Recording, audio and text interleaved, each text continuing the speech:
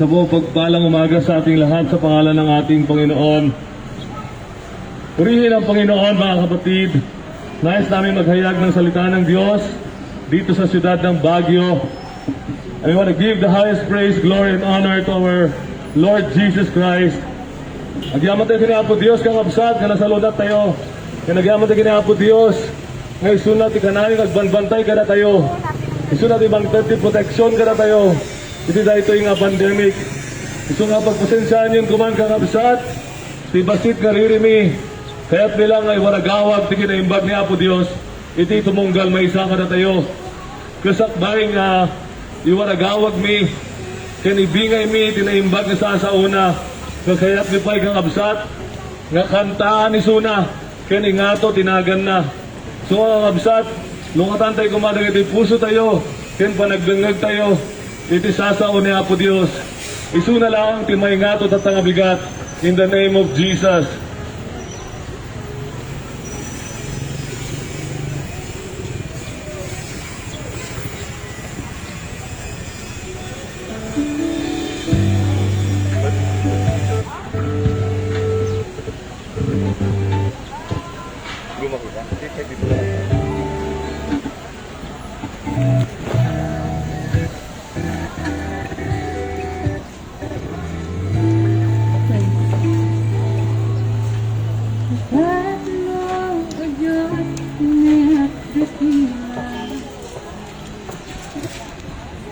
Ibig mo yung agad sa buhay hintay.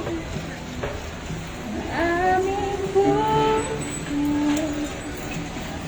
aming buhay. Ngunit pagsan ba'y iaalay? Bukas noon, ngayon napakahal naman. Malhating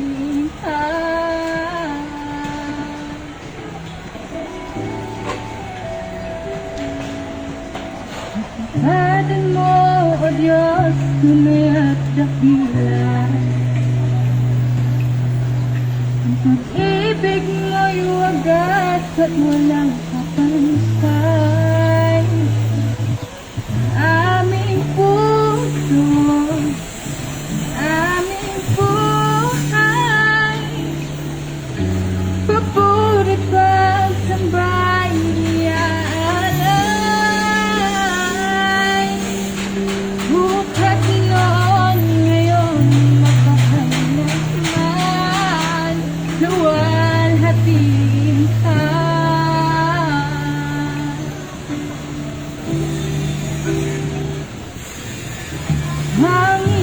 Panginoon, haikutin mo sa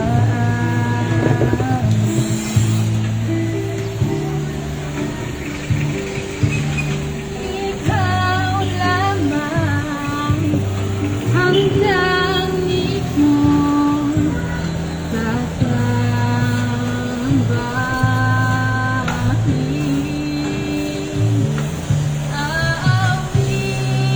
Aawitan kita at pupurihin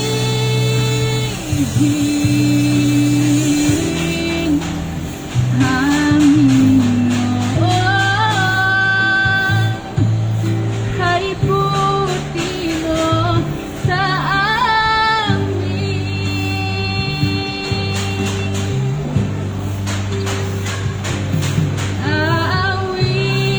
Aawitan kita at pupurihin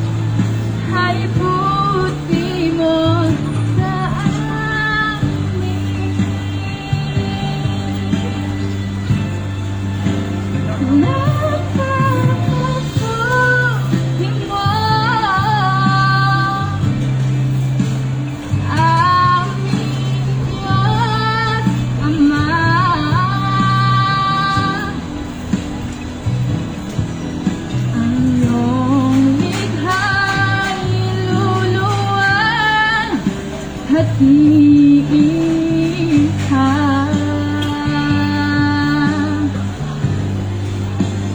napakabuti mo, di ka nagbabago.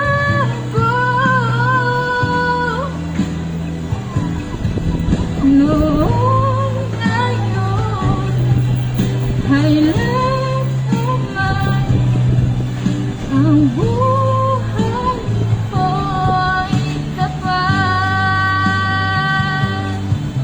Noon ngayon ay lahat naman. Noon ngayon ay lahat naman sa buhay ko'y tapat.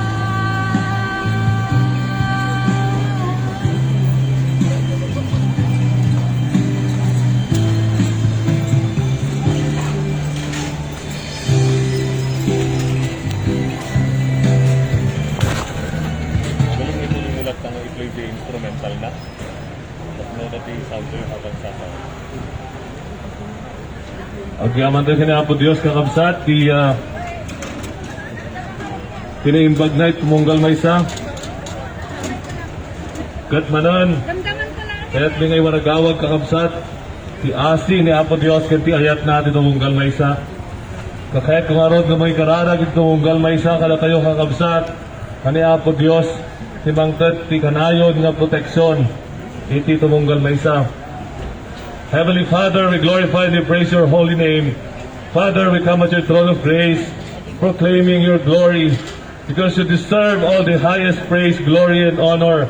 Panginoon, kami nagpapasalamat ngayong umaga sa pagkakataon at pribilehyo na muling ihayag ang mga salita mo sa syudad ng Baguio, Panginoon. Dalangin namin na bigyan mo ng proteksyon ang bawat isa, ang bawat mamayan ng Baguio, ang lahat na nakikinig, ang lahat, Panginoon, na nandito sa kasalukuyan. Pagpalain mo ang bawat isa, O Diyos. Panginoon, kami nagkasala sa iyong harapan. Patawarin mo nawa ang bawat isa. And we pray, Father, that the fire of the Holy Spirit would come down, O God, to protect us and shield us. We claim that the blood of Jesus Christ will cover us as we proclaim your glory, as we share your gospel in the name of Jesus Christ. Salamat, Panginoon, at ikaw ang manguna sa lahat ng mamayan ng taga-Baguio at ang lahat na nakikinig ngayong umaga. Pagpalain mo, O Diyos, ang mga salita mo. Ang lahat ng papuri ay sa iyo lamang. In Jesus' name, Amen. Kaabsat, simple lang kaya't di ngay waragawag ka na kayo nasasaon niya po Diyos. Ang kaskunan na Romans 5:8 that God commended His love toward us while we were yet sinners, Christ died for us. Nakakabsat ni Apo Diyos kayo. Ti Diyos nga namarswa ti langit ken daga. Tas talauna iti panagpakita nati ayat na iti tumunggal maysa. Gayon na lamang mga kapatid, ang pagpapakita ng pag-ibig ng Diyos sa bawat isa, sa lahat ng kanyang nilalang, sa ating lahat na nandito ngayon. God commended His love toward us while we were yet sinners. Christ died for us. Hindi pa yung nagbasbasol tayo hangabsat, kung nagaramit ti pamayan ni Apo Diyos, tapno may salakan, datoy nga kararwa tayo. Akas ko nagamit ti Biblia kabsat, nga no nagbasol ti kararwa, masapol nga matay. Kuna na di Romans 6:23, the wages of sin, dati bayad na, dagati nga basbasol tayo, is death. Kamatayan, mga kapatid, ang sinasabi ng Biblia na kaparusahan ng sino man nagkasala. Ngam kunanan mo di Biblia, di Romans 3:10. No one is righteous, di Romans 3:23. We all have sinned. Sat no idea, gayam ka amin tayo, gayam ka nagbasol. Awanti perfecto, uray may isa kada tayo hangabsat. Ngam na imbag niya po Diyos. Ang kaskunanan niya, verse 9 tatay, God commended His love toward every one of us. While we were yet sinners, Christ died for us. Kastalaunay kang absat, ti asi ti Diyos iti tumunggal maysa nga 2,000 years ago. For God so loved the world that the world that He sent His only begotten Son. Kakabsat, iniyag ni Diyos Ama, ni Diyos Anak, ni Jesus Christ, this Holy One, this perfect Holy God, the Son of God became man, and He dwelt among us. Nga ni Jesus Christ kakabsat, nga uso nga Diyos, ka nagbaling nga tao, kat isuna ka nagibaga, nagiwaragawag ti sao, ti Diyos, dito'y nga daga, ngam amuyo tinaramid da. They mocked Him, they persecuted Him, they nailed Him on the cross. Inlansada ni Apo tayo nga Heso Kristo. Ngam kasaunay nga rod, nga dati gayam, ti perfect plan ni Apo Diyos. This is the perfect plan of God, that when Jesus died on the cross, nung ang ating Panginoong Hesus, mga kapatid, ay namatay sa bundok ng Kalbaryo, ito ang naging katubusan ng lahat ng ating kasalanan. Look at how gracious and merciful our God is, kakabsat. Uray datayon tinagbasol, kanya na. Isuna pa ilaan, tinagaramig ti bamayan, tapno may salakan tayo. Takas ko na yung Biblia, nga ni Apo Heso Kristo, itinailan sa krus. He took away the punishment of sin. Naakas ko na numamati ka, naramid na sa krus iti Kalbaryo, kat may salakan ti kararwam. Kasalaunay, di ba nagayat ni Apo tayo Heso Kristo, ngayon tag na tibiyag na para iti tumunggal may isa. May tidara na ka nagtagtag. Iti cross kakabsat. Tapno malinisan tayo, kadagiti kabasbasol tayo. God commended His love toward every one of us. While we were yet sinners, Christ died for you and me. Christ died for us. So nga hamoy ba kabsat, nga awan kay gayayat kanyam. God loves you so much that He sent His Son to die for you, because He wants to save your soul from hell and death. Kaya't nga po Diyos nga may salakan, iti kararwa, iti tumunggal may isang kabsat. So kasalaunay nga, mangmangtet isuna, kadagito nga evangelista, ken mensahero, kada kayo amin kakabsat. Tapno manon, kumaulawagan tayo, na ayatan na kaniya po Diyos, that you are created in His image and likeness. But because of sin, we were separated from Him. Kapo iti basol kakabsat, kung naisina tayo, iti dating ayat niya po Diyos, may sunan, tinagaramit, timamayahan. John 14:6 says, He is the way, Jesus Christ is the way, the truth and the life, and no one comes to the Father except through Him. Kakabsat, matim kadikayat, nga may salakan, ti kararwam tatta. All of us have sinned. One day we will stand before God, and He will judge us for all the sins that we have committed. But there is a way for us to be spared, so that when we stand before God, we will stand just as if we never sinned. Mabalin tayo nga sumangan to kiniya po Diyos, nga naikat ti aming abasbasol tayo. Datakat namamati ka, itinaramid ni Apo tayo ng Heso Kristo, because He is the only way for us to be saved. Ngayon tunon to sumangan tayo kiniya po Diyos, kakabsat, we will stand before Him justified. Why? It's not because of our own righteousness. Kaan nga gabutan na imbag tayo, tangas ko na ti Biblia, awan, uray sino man, kada tayo ti perfecto. No one is righteous, no one is perfect, but God alone. So maditay kaya't kakabsat, nga one day, sumango tayo ito kiniya po Diyos, nga napunpuno, ti basol, ti puso tayo. Ta talaga nga amo ti Diyos, ti amin nga basat, ti panagbiag tayo, uray tagay jay dati nga basolon, nginaramit tayo, kay palagip nanto, ito no sumango tayo. No, haan ka nga nabati kiniapo tayo ng Yesu Kristo. But then again, God has made a way. Your sins can be cleansed. Kung di Isaiah 1:18, come, let us reason together. Even if your sins is as red as scarlet, it can be white as snow. Kasi dahil kinaimbag niya po Diyos kakabsat, na uray na nagano basol tayo, even if we have sinned all throughout our life, He can still forgive us because He is gracious and merciful. And this is only because of what Jesus did on the cross. He died so that you can be spared from hell and death. Kaya't nga hangabsat, nga iti tumunggal may isang kadatayo, kung agdawat ti pamakawan, ti basbasol na, idawat tayo, di pa makawan, dahil ito'y nagbalin nga basol tayo kakabsat. Ken talikudan tayo, dahil ito'y kamaling aramid tayo, tadatoy ti bagayatan ni Apo Dios. Ken mamati tayo, nga ni Apo tayo lang kay Heso Kristo, ti mabalin nga manglinis, ti aming nga narugit, ti puso tayo. Ng ating Panginoong Jesus lamang mga kapatid, ang kayang maglinis at magpabago ng ating puso. Ganon po kabuti ang Diyos mga kapatid. Saan mo nga ibagbaga nga adoon ay tinagbaling nga basol ko, mabain ako nga masidag kiniapo Diyos. Saan nga kasjay ti Diyos kakabsat, nung masidag ka kanya na nga dapat nagbabawi iti pusong, kakayat mo nga balbaliwan ti tibiyag mo, kakayat na ni Apo Diyos kung masidag ka kanya na.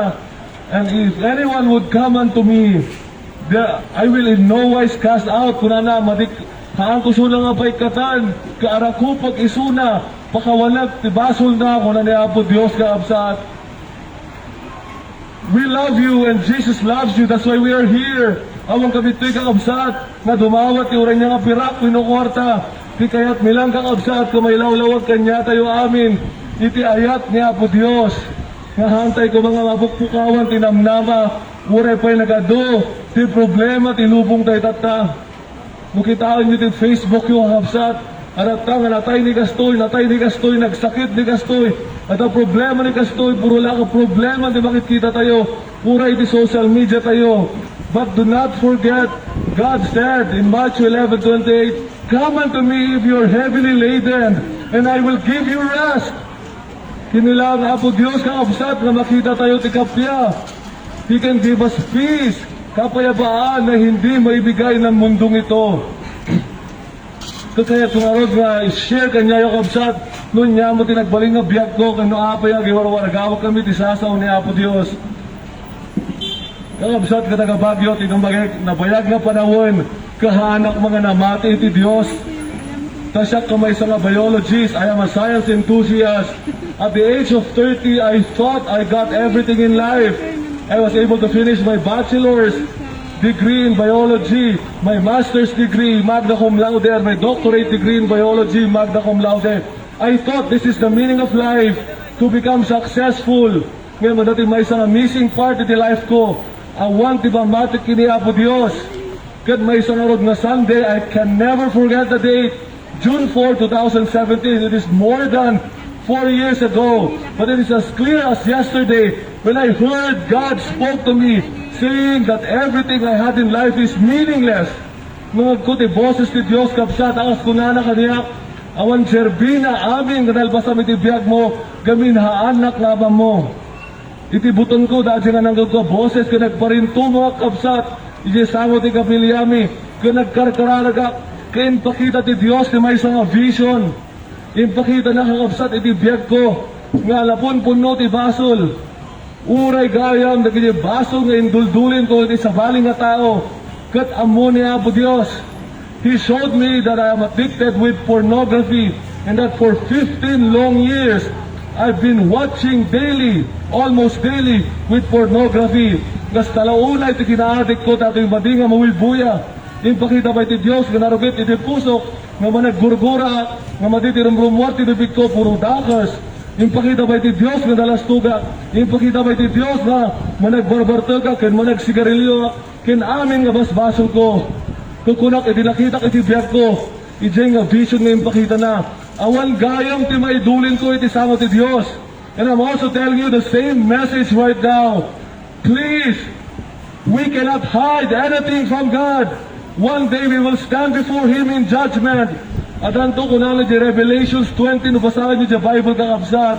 But we will all stand before God, whether you are small or great. Uray no sikat ikabak na nga lubong.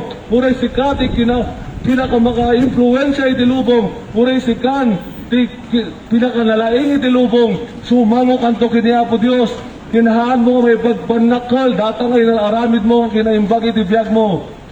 Taipakita nanto ti aming nga basbason mo, nuhaan ka nga dimbawat ti pamakawan kanyana. Nga mamuyo ti hope nga kahit kung ibaga kanyayo kapsat. Uray no impakita ti Diyos aming nga basbasol ko, ijay nga vision ko. When I cried out before Him, His word in 1 John 1:9 is so true.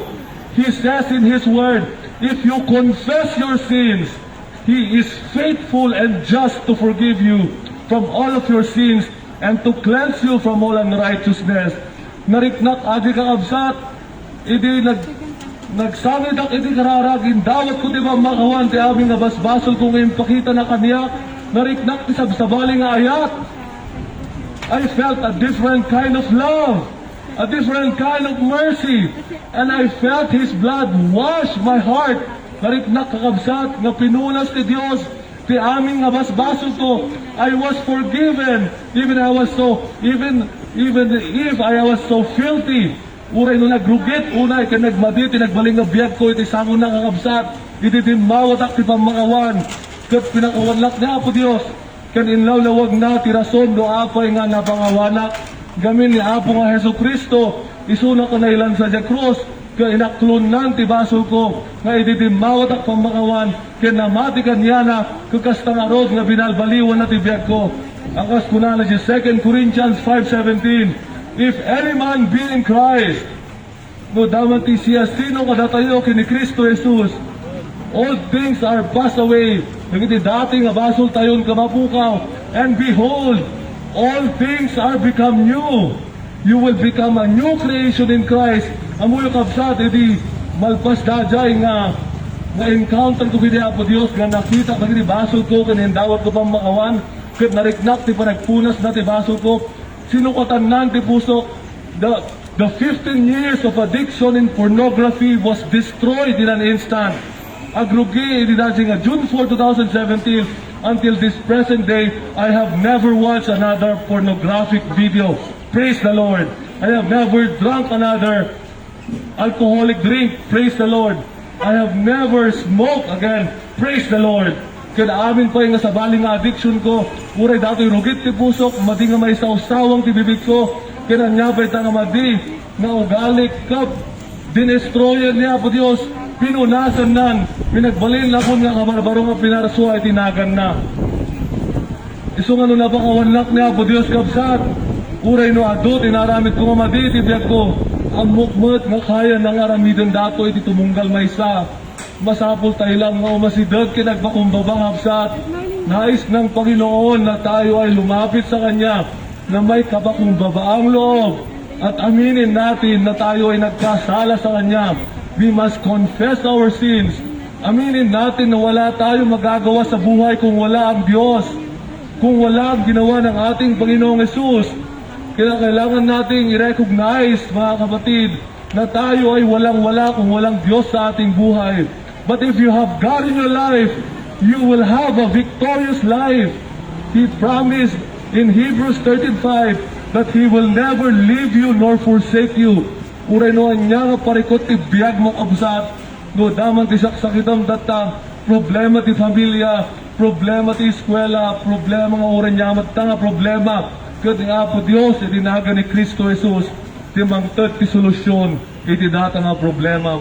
Kakas tangarod, ka maniknag kakabsat, mga uray lo naggulo, ti biyak ko, iti kaputi nagadunga basol ko, iti insukok amin, kiniaputi nga Yesu Kristo, nung isinuko ko lahat sa ating Panginoong Jesus ng aking buhay, ay binago niya at inayos niya ang relasyon ko sa Kanya, ang relasyon ko sa aking pamilya, ang relasyon ko sa ibang tao, nga awanon ti limlimot ko nga basol, nga isunan, ti mangday direct, ti amin nga plano kiti panagbiag, kinagmayat kakabsat, nga no ti Diyos, ti tinaga ni Kristo Jesus, ti tumulong kanya, mga mangurnos ti biag mo, kanagbalin, nga mayat ti amin, nga desisyon ken planong ti biag.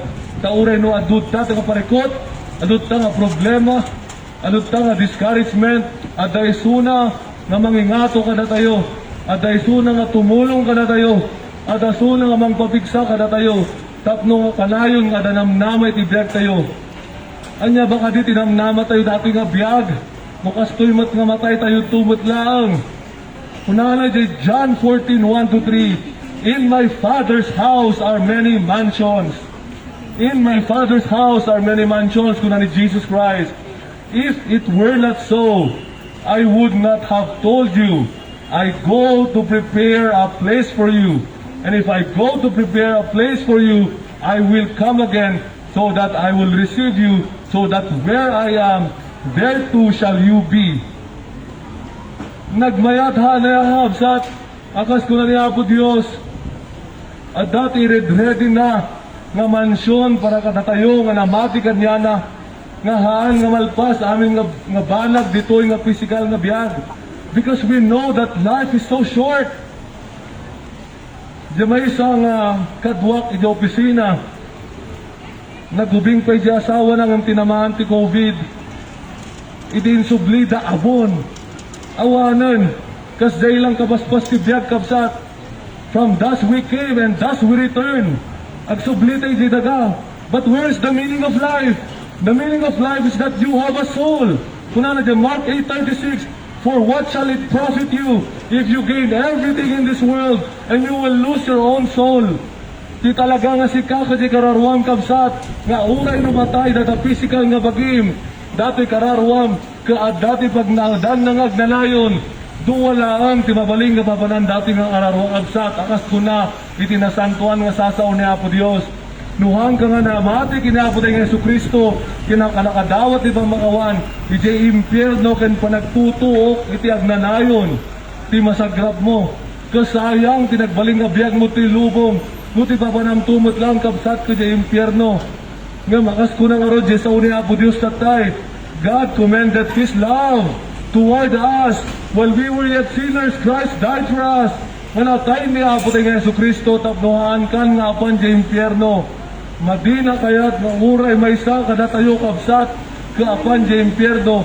So kayat na nga pakumbaba tayo, dumawat tayo di makawan di basol tayo, umasidag tayo kanya na talikodan tayo di basol tayo, kinakseptaran tayo nga isunalaong di mangisalakan di kararwa tayo. So agyam-yaman ang kinapo Diyos kapsat nga isunalaong tirason no aping nga datoy kami tata. Kaya't mi nga may ngato tinagan niya ako tayo nga Yesu Kristo, tayo sulang tinangisalakan ti kararwami, akas tamot nga may salakan ti kararwa, ti tumunggal may isa nga mamati kanya na. Agyam-yamang kami kiniapo Diyos, kakayat mi nga rod, kakabsat, nga no adapay ditoy, kada tayo, tihaan pa'y nga makamam mo kiniapo tayo nga Yesu Kristo, nga agbibiyag pa'y laong iti managbasbasol, nga arami iti lubong, ano sino pa'y kada tayo, tihaan pa'y, nga di mawat ti pamakawan ti aming nga basol na, ti hampay nga ti malikot ti basbasol na, ti hampay nga nang isurrender ti biyag na kinaapotay nga Jesus Christ. Kayat mi nga rod, nga tatang kumakabsat, ask ko na ni Apostle Peter, now is the appointed time, now is the day of salvation, because you are not guaranteed another 5 minutes of your life, you are not guaranteed of the future, but Jesus Christ holds the eternity. He holds eternity in His hand. He knows the ending from the beginning. He knows the ending of your life. And He wants you to completely surrender everything that you have in Him and make Him Lord of your life. And He will change you and prosper you and make you fit to heaven in His name. Kabsat, kastati ayat ni Apo Diyos, kada tayo amin. Jesus Christ died for you because He loves you and He wants you to live for Him. Sa dato'y laang biyag nga ta Jesus Christ na ti biyag nga balin nga victorious. Akas kunana di Matthew o di John 16:33. Kunana di nga, in this world you will experience tribulation, but rejoice because I have overcome the world. Nga nagbalinan nga victorious ni Jesus Christ. Idi na ilansaso na di cross, idi na tayo iso na, idi may katlungal daw, kaya nagungar iso na manan. And this God that we are serving is a living God. He is alive forevermore. And if He has defeated death, no inabak nan di patay, kastamot lang ti promise na iti tumunggal may isa nga mamati kanya na, nga uray pa'y matay ka physically, kapagungaran na kanto, tayo kan nakatibiyag nga agnanayon.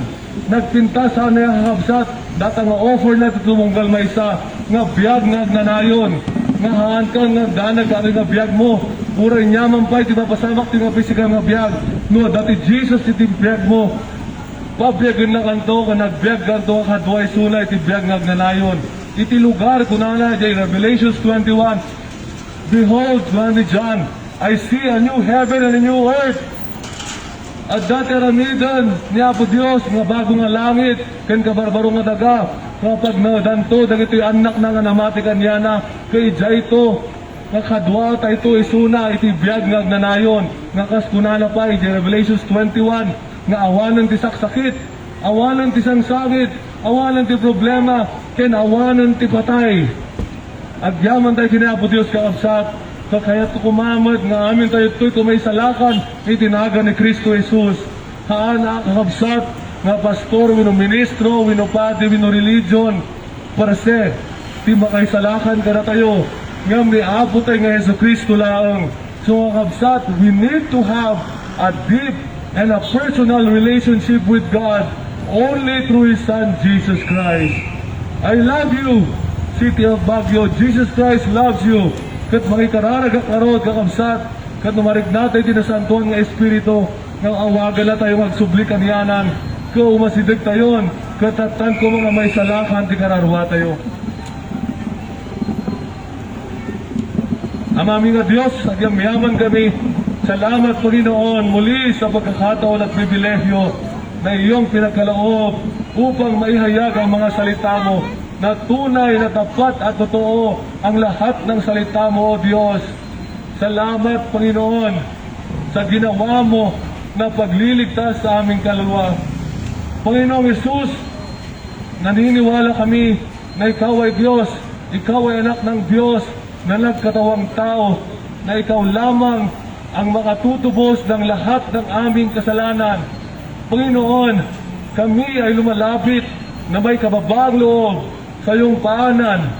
Kami, Panginoon, ay nagkasala sa iyo sa maraming kapamaraanan. Nananampalataya kami, O Diyos, na dahil sa pagdanak ng dugo mo sa bundok ng Kalbaryo, ay magkakaroon ng katubusan ang aming buhay, Panginoon. Linisin mo ang aming puso sa pamagitan ng iyong banal na dugo at punasin mo, alisin mo ang lahat ng aming pagkakasala. Humihingi kami ng tawad, O Diyos, at tulungan mo kami na talikuran na ang mga kasalanan na to at lumakad sa iyo, lumakad sang-ayon sa iyong kalooban. Sa pamagitan ng aming pananampalataya at pagtitiwala sa iyo, Panginoong Hesus, kami ay nagpapasalamat na iyo nang pinagkaloob ang buhay na walang hanggan. Salamat, Panginoon, sa iyong pagliligtas ng aming kaluluwa. Salamat na iyong binago ang aming puso at ginawa mo kaming bagong nilalang. Nagpapasalamat kami, O Diyos, sa kaligtasan at iligtas mo rin ang aming mga mahal sa buhay. We thank you, Lord, for this day. Salamat, Panginoon, sa lahat ng nakinig. Salamat, Panginoon, sa lahat ng pagpapala. Panginoon, sa mga may karamdaman, sa mga may problema, sa mga napapagabag, sa mga pagkakataong ito. Dalangin namin ang kapangyarihan ng banal na Espiritu upang marito ngayon, O Diyos, upang magbigay ng kagalingan, upang magbigay ng comfort sa lahat ng nandito ngayon. Lord, we pray for protection, O God. Laganap man ang COVID, O Diyos, naniniwala kami, O God, na may proteksyon na nanggagaling sa iyo because you are our Jehovah Rapha, our Jehovah Jireh. You are our provider. You are our healer. You are our deliverer. I-protect mo ang bawat isa, Panginoon. Ikaw ang lumukob sa kanila sa iyong banal na dugo, O Diyos, at pagpalain mo ang kanilang buhay. Panginoon, iligtas mo ang kaluluwa ng bawat isa at ikaw lamang, Panginoon, ang may taas ngayong umagang ito. Salamat, O Diyos, at gayon din na dalangin namin ang proteksyon sa aming mga naghahayag ng salita mo, O Lord. Ikaw ang manguna sa siyudad ng Baguio. We pray for revival. We pray, Father, that your name be magnified in the entire city of Baguio. Ikaw lamang, O Diyos, ang may taas sa pangalan ng aming Panginoong Hesus. Amen. Good morning po sa ating lahat. That's a great preaching. Lord, God Amen. bless po sa ating lahat. God bless you. Paano yung to finish?